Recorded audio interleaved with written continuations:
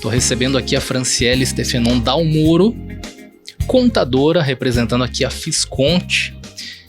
Conversamos no mês de dezembro sobre a reforma tributária, sobre um pouquinho do impacto que ela causa no nosso dia a dia. E hoje a gente vai falar especialmente sobre aluguéis. Fran, já vou iniciar com uma pergunta, Fran. Nesse contexto da reforma tributária, como ficou essa questão dos aluguéis? Oi, pessoal. Então, feliz ano novo para todo mundo aí. Pode não parecer, mas janeiro tá acabando, que loucura. Verdade. 2026 é um ano que traz muita novidade, muita insegurança, muita legislação nova, muita mudança na tributação. E o papel aí do contador, do tributarista, vai ser essencial na estratégia para que o teu negócio ele seja mais rentável, que tu reduza a tua carga tributária de maneira lista, estratégica, focada no teu negócio, aumente a tua lucratividade, reduza as tuas despesas. E nesse sentido, todos nós, né, é quase que unânime que todo mundo conhece ou uma empresa que loca, ou uma pessoa física que loca, ou alguém que subloca, ou alguém que aluga, né? Então, dentro dessas partes, a gente hoje vai falar um pouquinho de quem está alocando, né? Então, é importante a gente falar que a tributação, né? Quando fala tributação, é imposto, taxa, né? Ela vai se incidir sobre a receita. E aluguéis, elas são uma receita de aluguéis. Então, até pouco tempo, até uns 2 anos atrás, nem quem pagava aluguel tinha um documento que computava quanto tu estava pagando de aluguel e para quem, qual era a parte de imobiliária, como é que era isso. Era um segmento aí bem lucrativo e sem uma fiscalização assídua, e não era o foco, né? Então, isso mudou, né? A gente vem aí, tudo mudou. A reforma tributária, a lei em si, ela tá dando aí os aspectos gerais, as normativas de cada aspecto, elas vão surgindo, e nesse contexto a gente já tem algumas tratativas em relação aos aluguéis. Então, se você você tem aí, seja um apartamento, seja um pavilhão, seja um terreno, e você loca, você vai sofrer algumas consequências e no sentido de algumas obrigações, né? Consequências todos nós vamos sofrer, mas as obrigações, elas se tornaram distantes, no aspecto de quem não tinha nenhuma, agora vai ter muita. A única obrigação era você falar a tua receita lá na tua declaração do imposto de renda. O que mudou? A locação, o conceito dela, a natureza dela se tornou então uma prestação de serviço, né? Estou locando bem, antes não era bem entendido como essa natureza. Então, diante disso, ela não é uma prestação de serviço, porque ela não vai gerar ISS, nem IBS, mas você vai ter que declarar e emitir nota sobre isso, né? Então, no momento está em regularização, mas que haverá necessidade de emitir o documento fiscal correspondente. Isso não é indiscutível. Ora, pessoa jurídica vai ter obrigatoriedade, de fato, né? E aí a gente vai acompanhando os próximos capítulos dessa novela. Contudo, antes que o Arnaldo me pergunte outra coisa, já deixo claro que é melhor você se antecipar. Então, muitos clientes do escritório, a maior parte a gente faz, como faz também a gestão patrimonial, gerenciamento de riscos, a gente faz criação, manutenção de holdings, e então, sempre me perguntam assim, tá, e agora? Né? Algumas situações eu segurei, porque mudou também aí alguns entendimentos, então a gente tem que ser prevenido, entender quais são os reflexos, porque existem algumas holdings que são as holdings para você manter os teus imóveis, e aí o papel dela o que ela gira, a receita dela é a receita de aluguéis. Então tem esse impacto. É melhor? É mais benéfico? Ainda continua sendo melhor. Mudou? Mudou. As obrigações mudaram, prazos mudaram, muita coisa mudou, mas o teu caso tem que ser estudado, tá, gente? Isso é muito importante. Cada caso é um caso, né? Cada situação tem que ser analisada em... Uma pergunta muito simples, imagino, para o teu dia a dia, mas o que acontece quando o aluguel não é declarado corretamente? Não declarei. Tem 2 situações. Não declarou por omissão, eu sei, mas não declarei, né? então, omitir. E tem declarei errado, né? Então, ficou aí uma diferença. Declarei, mas não declarei a realidade. Nesses casos, tu pode ser... vai ter um crivo, né? Hoje, com a inteligência artificial, nós temos... Já há muitos anos existe isso, a questão de algoritmos que nós colocamos métricas, parâmetros. E o sistema rapidamente vai combinar parâmetros. Tudo aquilo que for distante daquilo que deveria ser, ele vai... E aí vai ficar pendente ali, e aí os auditores fiscais, os analistas fiscais, o pessoal lá da Receita, seja Receita Federal, Estadual, Municipal, vai pegar o caso, vai analisar, identificar se realmente é um caso de autuação, e aí vai te autuar, né? A diferença deste ano com o ano passado é que era algo já preconizado, né? A gente tem que entender que o cruzamento de dados era real, mas é tudo um estudo, tudo são testes comportamentais. Vamos ver como está o mercado, vamos ver como está isso. Assim como a gente comentou no passado sobre o split payment, que era algo que certamente ia quebrar geral, geral no sentido, né, vulgarmente falando, mas ia dar, muitas empresas iam fechar e ia causar um grande impacto na economia do Brasil. E um reflexo talvez irremediável, né? Tudo vai ser analisado. Então, olha, a ideia era disso entrar em vigor agora. Opa, tentaram, não deu certo, não vai ser bom, tem que... É que nem quando a gente vai...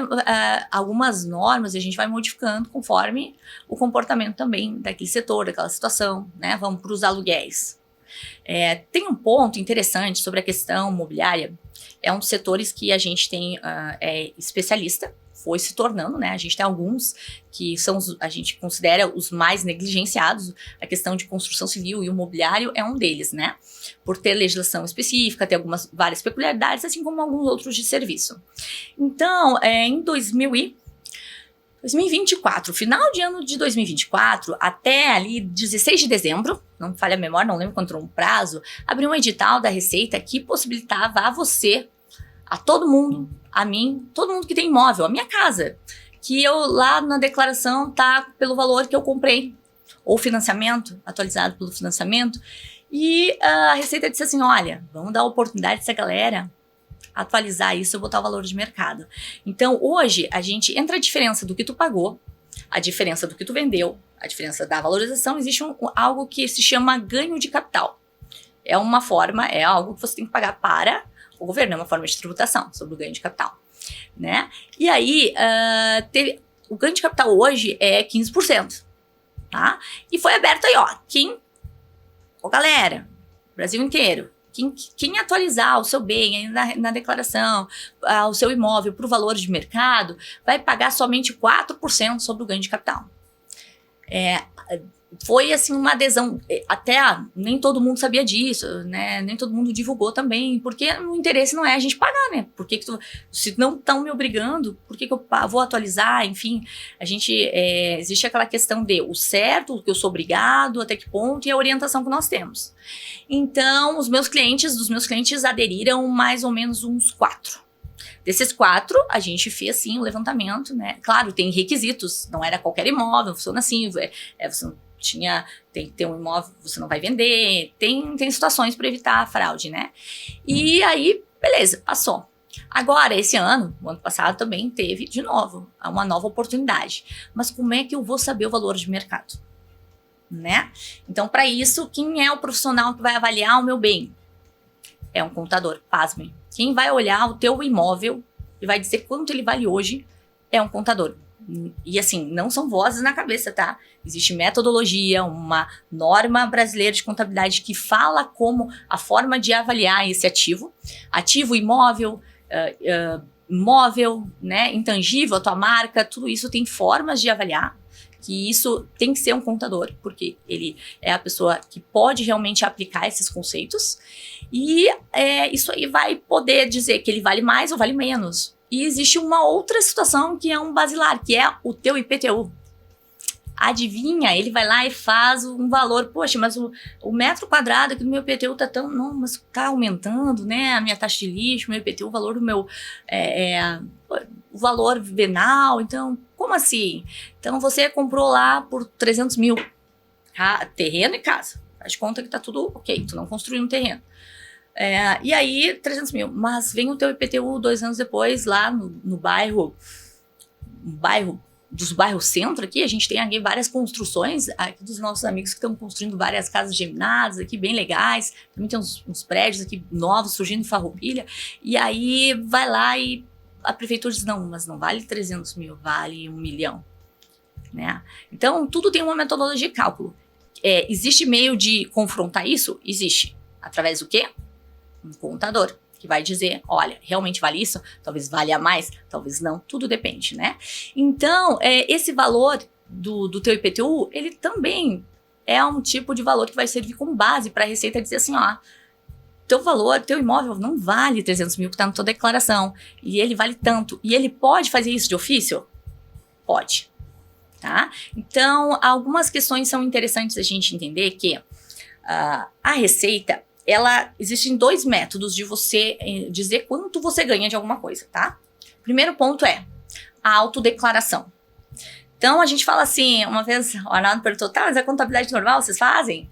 Então, a contabilidade é uma. O objetivo da contabilidade não é a apuração de imposto. A apuração de imposto é um uso que o governo faz através do que a contabilidade traz para ele. Então, a contabilidade, ela vai trazer dados, ela vai juntar informações e fazer dados úteis para tomada de decisão e para servir de base de outros, determinar várias coisas, né? Por isso que o banco te pede o balanço ou o teu faturamento. Por quê? Tem que ter dados, não posso do nada tomar decisões com base em suposições. E aí, nesse contexto, qual é o governo se atribuiu dessa parte? Porque assim, ó, erra quem acha que o dinheiro público é público. O dinheiro público é nosso. Somos nós que produzimos riqueza, que fazemos a máquina girar, nós que estamos financiando todas as políticas públicas, a iluminação, a segurança, nós empresa, nós trabalhadores, nós que estamos gerando riqueza, PIB, não é público. O governo, independente, municipal, estadual, não gera renda. Isso tem que ficar muito claro. Então, é nós que financiamos tudo isso. E aí, tu tá lá, tu fez uma declaração, bom, se a contabilidade já tá fazendo levantamento, porque quando tu abre uma empresa, tu tem que saber quanto entrou, quanto saiu, para entender, será que vale a pena eu seguir nesse caminho? Será que tá me dando lucro? Será que é só perda de tempo? O que eu faço? Olha, tá entrando mais serviço que eu faço, contrato, não contrato? Então isso, tu tem que contabilizar. E aí, contabilizar, balanço, faz balanço, né? Então tudo vai fazendo mais sentido. O governo vai fazer o quê? Olha, me conta aí, contador, o que ele está apurando, porque é sobre isso que eu vou taxar, sobre a receita dele, tá? Então é assim, o papel da contabilidade não é trabalhar com o governo, nunca foi. Então o governo, no direito dele, claro, né? Existem algumas prerrogativas, né? O poder de polícia, o poder juridictivo, então que ele, você tem a obrigação, na lei diz que você tem a obrigação de declarar tal renda, faturamento, isso, e tem que apresentar demonstrações contábeis ou não. Então, é tudo da legislação. Para quê? Tudo isso, todas essas obrigações são para dar arsenal e meios e base para que tu pague o teu imposto devido. Todo mundo tem que pagar imposto? Claro. Não existiria sociedade sem imposto, porque sem gestão, sem gerenciamento, existe o caos, né? Num contexto bem mais filosófico, que não vamos adentrar, mas assim, é esse o papel. E às vezes as pessoas confundem muito o papel, tá? Então, o governo não te dá nada. Na verdade, é toda a classe que realmente produz riqueza, né? Seja a trabalhadora, seja a empregadora, que está fazendo a máquina girar, né? Então, a tributação, ela é a forma de você contribuir para que você a gente consiga dar aquilo que é direito de todos. Você sabe o que é teu direito? É direito de todos ter saúde, educação, segurança, tá na Constituição. Nossa Constituição lá de 89, que o porquê que ela surgiu e tudo que a gente lutou para tê-la se perdeu no meio do caminho ao longo desses anos. É uma Constituição garantivista, né, de direitos. Por quê? Porque só se tornou garantivista porque tiveram muitos direitos negligenciados, direitos que antes não existiam, né? Então, são muitos vieses aí que, às vezes, a gente, no pagar o imposto, no economizar o imposto, no porquê que a gente está aí né, peleando nessa função, foge. Porque é necessário também entender o contexto histórico que fez você optar por fazer locações ao invés de produzir algo. Ou investir em imóveis ao invés de prestar serviço. Ou, por que não? Você investe em imóveis, trabalha de carteira assinada e tem lá um rendimento de aluguel. Então, existem muitos meios. A gente está aí para fazer o quê, né? A gente faz o que é necessário para a gente ter um patrimônio, para poder ter uma vida melhor, dar vida melhor para nossa família, para os nossos, e assim a gente vai indo, né? Perfeito. Então, posso concluir? Assim, Claro. Então, a grande diferença entre você atingir o teu resultado e o teu sucesso é quem anda do teu lado, né? Então, por isso que é necessário você ter um bom contador, né? Um bom contador. O contador, só por ser contador, ele já é bom. Né? Isso ele fez uma formação, teve que fazer uma prova para isso, né? Você tem que ter profissionais que estão ali para te apoiar e valorizar esse profissional. Vou aproveitar esse gancho do que tu tá falando para falar sobre a Fisconte, que tá aí para te atender, para resolver as tuas demandas contábeis. Telefone de contato dos mais fáceis de lembrar: 3196 9631. DDD 54, claro, a gente tá aqui em Farroupilha, mas você que tá me ouvindo fora, DDD 54, 3196 9631. Você vai falar com a equipe da Fisconte.